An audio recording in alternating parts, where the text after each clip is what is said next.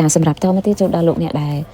កើតឆ្នាំចសម្រាប់លោកអ្នកដែលកើតឆ្នាំចនៅក្នុងសប្តាហ៍នេះលោកអ្នកអាចចេះតែមានអារម្មណ៍ថាចង់ធ្វើបុណ្យចាចង់ទៅវត្តចង់ធ្វើបុណ្យចង់ចែករំលែកនៅអ្វីដែលខ្លួនឯងមានអញ្ចឹងណាអញ្ចឹងអាចថាជារឿងល្អព្រោះអ្នកកើតឆ្នាំចលោកអ្នកអាសាធ្វើបុណ្យបានកាន់តែច្រើន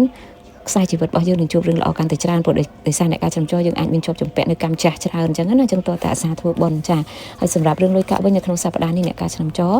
លោកអ្នកអាចមានឱកាសមកបានហើយចាប៉ុន្តែលោកអ្នកក៏ជាអ្នកដែលចំណាយធំដែរអាចថាទៅតាមចិត្តខ្លួនឯងតែចង់បានអីចង់បានភ្លាមចេះតែចង់ទិញនេះទិញនោះអញ្ចឹងណាហើយជាពិសេសបងមួយចំនួនចូលចិត្តតម្លាក់លេខតម្លាក់ទីតាំងកំងអនឡាញហ្នឹងក៏គួរប្រយ័ត្ននឹងទប់ដៃតិចតែណាបើមិនអញ្ចឹងទេអាចថាយើង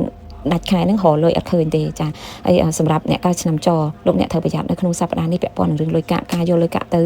ប្រព្រឹត្តនៅល្បែងស៊ីសងអីគឺកុំឲ្យសោះបើមិនអញ្ចឹងទេលោកអ្នកអាចនឹងខាត់បងណាចាហើយសម្រាប់សុខភាពនៅក្នុងសប្តាហ៍នេះសុខភាពរបស់លោកអ្នក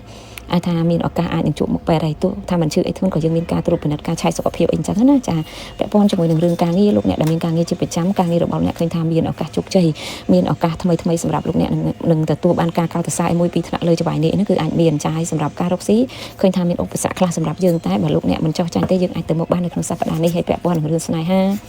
ឬក៏ជីវិតគូនៅក្នុងសប្តាហ៍នេះដែរជីវិតគូរបស់អ្នកកើតឆ្នាំចត្រូវប្រយ័ត្នតិចព្រោះអាចថាចេះតែមានអារម្មណ៍ក្តៅមួម៉ៅដាក់គ្នាហើយមួយទៀតគឺត្រូវប្រយ័ត្នណាអ្នកកើតឆ្នាំចមិនថាលោកអ្នកឬក៏ដៃគូទេឬក៏ដៃគូរបស់អ្នកកើតឆ្នាំចទេហាមដាច់ខាតកុំលួចលាក់មានចិត្តឲ្យអ្នកទី3បើមិនចឹងទេអាចនឹងត្រូវចាប់បាននឹងអាចកើតជាចំនួនខ្លាំងសម្រាប់យើងអញ្ចឹងណាចាហើយសម្រាប់ពាក់ព័ន្ធនឹងលោកអ្នកដែលនៅទីនេះនៅក្នុងសប្តាហ៍នេះដែរអ្នកកើតឆ្នាំចលោកអ្នកនឹងអាចមានឱកាសគេហៅថាបានជួបស្នេហាខុសវ័យសម្រាប់លោកអ្នកណាចាសម្រាប់រឿងដែលលោកអ្នកគួរប្រុងប្រយ័ត្នបំផុតគឺលោកអ្នកត្រូវប្រយ័ត្នចំពោះតំណែង